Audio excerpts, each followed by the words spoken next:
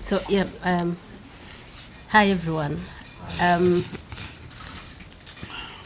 think everything Boniface has said is what I went through. Of course, everyone experiences what happens to us differently. So I will just focus on a few things that I thought about during that time. So the first time they put us in that car, the car is very dark, but they thought it important to add a blindfold. It's very tinted, very dark. Where they were putting me to sit, that's in the middle chair. There were guns. They had to first remove them so that I sit. So I am seated in the middle of two people, the one woman on that squad and another man. Boniface is behind, also in the middle of two people, and there's another two people in front, so 6 people. So they blindfolded me, and I felt like I was suffocating. It was as if they have covered my nose, my mouth, and I couldn't breathe. I'd never been blindfolded my whole life. What's funny is that I thought that they would come. I knew that they would come. I just didn't know it would come in Tanzania. I have lived looking over my shoulders in Uganda, where I have made so many powerful enemies because of my work. So it was strange that the day I had dreaded, that I had known would come someday, was coming in Tanzania, where I hadn't done absolutely anything, not even go on the street to protest, which is also right, but at least they could have that excuse. They picked me from a hotel I was in. The hotel, which was shocking, was very happy to give them everything, access to our rooms. You know, like it looked normal to them. The lawyers we went with, and it was good that we knew what was happening in Tanzania. It was good to appreciate, because I have never seen where lawyers cannot say anything. We left that police station. So we'd been detained at immigration office for about 4 hours. We were at a police station for another 1 hour. They dismissed the lawyers, and the lawyers came to tell me, they have told us, you are being detained overnight. We will find you here in the morning. And I'm asking them a question. On what charge? Because after 5 hours, we don't know what charge. When I was being questioned, questions moved from Bonnie's gadgets, and I said, I don't have them. You came to my room, the only property of Bonnie's, you saw it, you checked it. From Bonnie's gadgets to what are you doing in Tanzania? Okay, when did it become a crime to go to Tanzania? But I came here legally. My passport was stamped. There's no notice anywhere that has said Tanzania is not allowing nationals into its country. Why were you at Tundu Lissu's trial?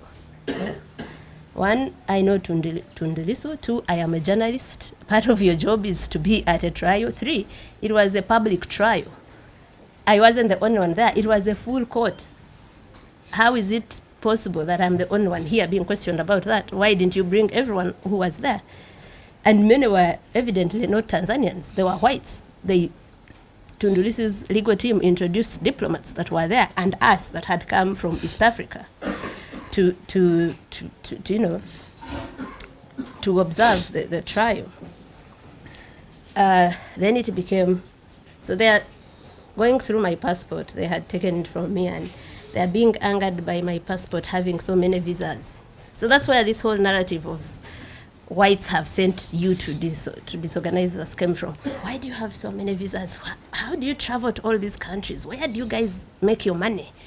I should be an activist too if it makes you guys live such a life. And so at some point I asked them, may I be told what issue you have brought me here to address? Because it was moving from all over the place, and I think what Boniface didn't tell is that because they are used to not being challenged, questioned, or even answered So they found 2 people and they called us arrogant. But it was confidence of, I haven't committed any crime. I know my rights. I haven't broken any law. So every time you're asking me a question, I am going to answer. And there are questions they would ask, and I would say, but how is this question related to why I'm here? Do you have children? I said, what have my children got to do with this? And like Bonnie said, so we are being questioned by so many people. That room had, I think the room at the immigration office had around 7 people. All of them, every time I say something, they jeer with so much anger. It was as if we had done something very personal to them. So up to the point where we go to the police station. And this is something I've wanted to emphasize. So I come from a country that is also very dictatorial, full of impunity, but I never thought that one day I've found a country that is worse, a government that is worse. So my shock was that we are in the hands of public officials. They picked us from the hotel. They told our colleagues, because the Elder General Ulimwengu asked the guy, I remember the first name being George, what's the issue? Why are you taking them? And they said, just for them to help us with some investigations, answer some questions. So the feeling was that let's not be accused of blocking any form of investigations. We have gone to answer the questions they have, however ridiculous, however disagreeable they are. But so these people know that the world, many people already know we are in their hands. We are taken to a police station. We're in the hands of a police officer. I am sure, like in any other East African country, even in Tanzania, the mandate of police officers, the core one is to protect citizens and their property. So we are in the hands of people that are supposed to protect citizens. But this person, that guy that was, we later to learned his name to be Faustin Mafere, called thugs to pick us from a police station, from his custody, without a care of, I am untouchable. Not just here in Tanzania, but everywhere. So in Uganda, they kidnap people. They torture people also. It's not a secret. But at least they kidnap you from a street so that no one knows who exactly is responsible for this. And many times they would deny, no, we don't know where he is or where she is. Here, the public officials were not afraid at all of being the ones to call thugs, to send us to thugs to do what they did to us. And for me, that's a level of impunity that I cannot fathom, that we are at that stage where people, of course, when I was still shocked, I saw members of parliament also saying Martha Karua should have been raped or sent back home on oxygen, and they were openly in parliament. If that doesn't scare East Africans, that we are at that barbaric level, and for them, sexual violence is a go-to thing, like it's the first thing they think of. So anyway, so when we were taken, what they did to Boniface is exactly what they did to me. They get me out of the car. After they took Boniface, they had increased the volume of the gospel music they were playing. At first, I didn't know why, but I had Boniface screaming, and I knew they were trying to block that, me from hearing that. So they violently picked me out of that vehicle, and they also ordered me to strip naked. Now, I was afraid. Many people think I don't get afraid. I mean, I know people who say it seems fear is not in Agatha's DNA, but I was afraid. I first got afraid when they blindfolded us. I think I had a moment of like almost a panic attack, because always my fear was being tortured.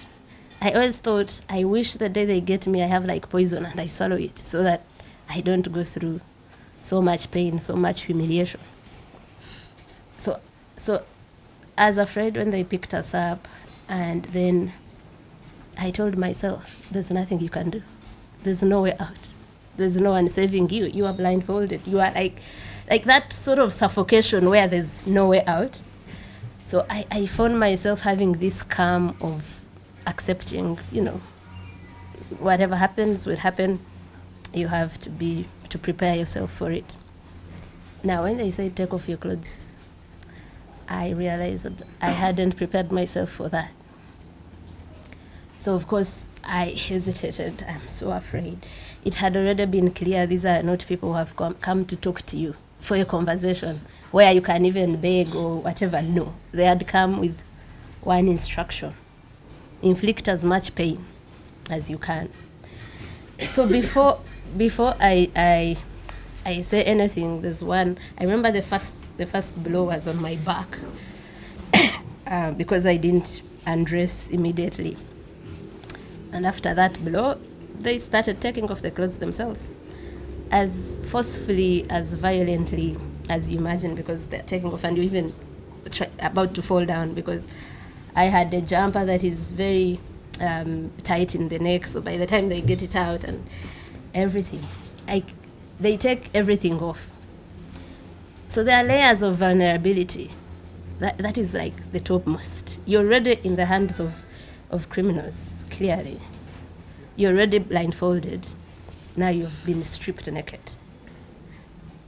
You don't know what's happening. You don't know what's in front of you in your, complete nakedness and all. So yeah, they tie me up. They first handcuff me, but before handcuffing me, they put my jumper that I was wearing to put the handcuffs on top. But still, it still left marks anyway. Yeah, so they tie my arms to my legs, and they also, put like something wood, like a stick in between, and then they carry me upside down like that. And the rest is everything they did to Boniface. They are inserting something in your anus so bad, like so deep, you want to beg them to actually rape you in the right place, because you are thinking it can't be as painful as this. Of course, that's in the moment of that pain.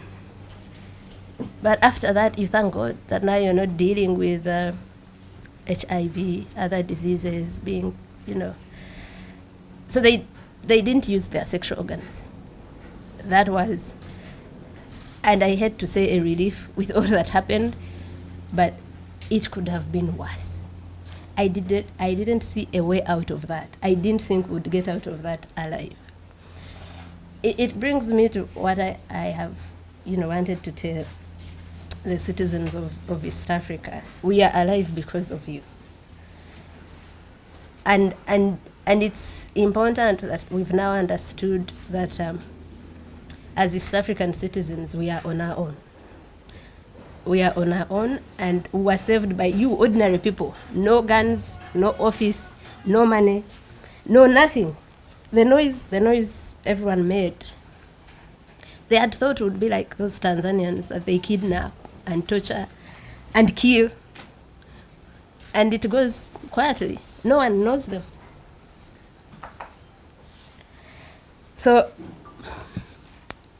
I think when he's talking about his government letting him down, at least they pretended and put out a statement. Mine didn't. Because for our governments, it was good riddance. Someone else is getting rid of our headaches. Why would they care about that? But the people of East Africa who have now understood that we only have each other. We have no government. We have no police that, as constitutionally mandated, that protects their citizens.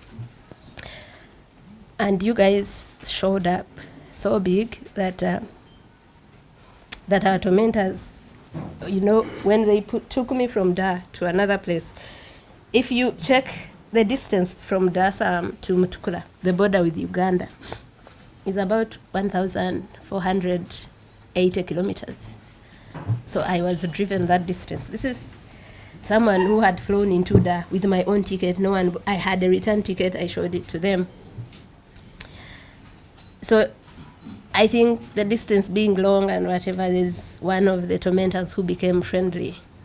And the day, I think this was Wednesday morning, after I'd spent half the night in a different detention center, which looked exactly like where they tortured us from. When you saw the facilities, like the toilet where they would then take off the blindfold, the toilet was the same, the bucket that is in there, so it was also another government detention center.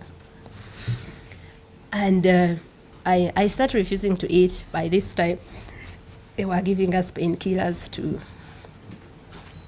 to heal our injuries. Like when I said, we couldn't walk. For 3 days, I couldn't step down. The feet were so swollen. Has your skin ever become so tight that you think if you stepped on something, it would prick it or it would burst? That's how under my feet were. And we couldn't walk. So they kept giving me painkillers. They almost overdosed me on them because I later saw the paper that had the painkillers. It was saying 1 times 2, but I think they gave it to me. There's a time they gave it to me 4 times a day. So now I realize they are interested in us going out in a better shape. So I refuse to eat, so that now it's urgent for them to let me go.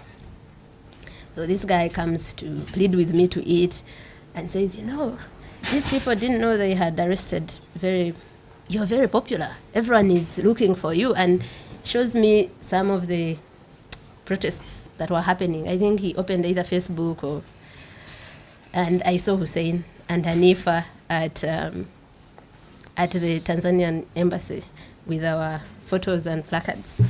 And that's what overwhelmed them. I think, because when we're going through, and the things are so many to tell you, there's just no time. So when we are being driven from that detention center in Dar, so at first I think they're taking us back to the police station because that's what they had told our lawyers. Then the drive becomes so long. Then I think maybe they're taking us to the airport. Then it still becomes so long. People who were picked at around 9 a.m., nightfall came and were still driving. And the car is being driven so fast. I cannot describe to you the psychological torture. You're blindfolded. You're still with these killers. So I think the psychological torture of those days of driving for me was worse than the physical torture I endured earlier. Because I kept thinking they are going to throw us in the park to be eaten by animals. Or sometimes I would hear as if the ocean is roaring near us, and I would think they would throw me in the ocean. And you are thinking that, you would be one of those people whose families never know whether you are dead or alive, whether you would return or not. And I went through that for the whole day and night. So we're saved by ordinary people. And it's from ordinary us East Africans that justice will come. I think when everyone would ask, can we help you with something? Do you need something? Especially those that are powerful. The diplomatic community, I found so many messages on my phone from some of them in Uganda, and I would say, the only thing I want is justice. It's what kept me going in that situation. I was feeling so much pain, and that whole night I asked, but what did we do to deserve this? What's the point to this pain? And I came to a consolation that maybe the point to this pain is that other Tanzanians, the Tanzanians have told you that are picked up and tortured and killed and no one knows them. It's that they get justice. It's that no one else, not a Tanzanian, not an East African, has to go through that. Is that impunity is somehow checked, somehow. And I thought, Boniface and I both have a name and a profile and platforms that, how many people can call journalists and you fill up a room like this? How many ordinary Tanzanians can do that? So in that moment, I thought that maybe it had to take our pain for the world to know what an ordinary Tanzanian is going through. And for me, that gave me some hope. in that moment.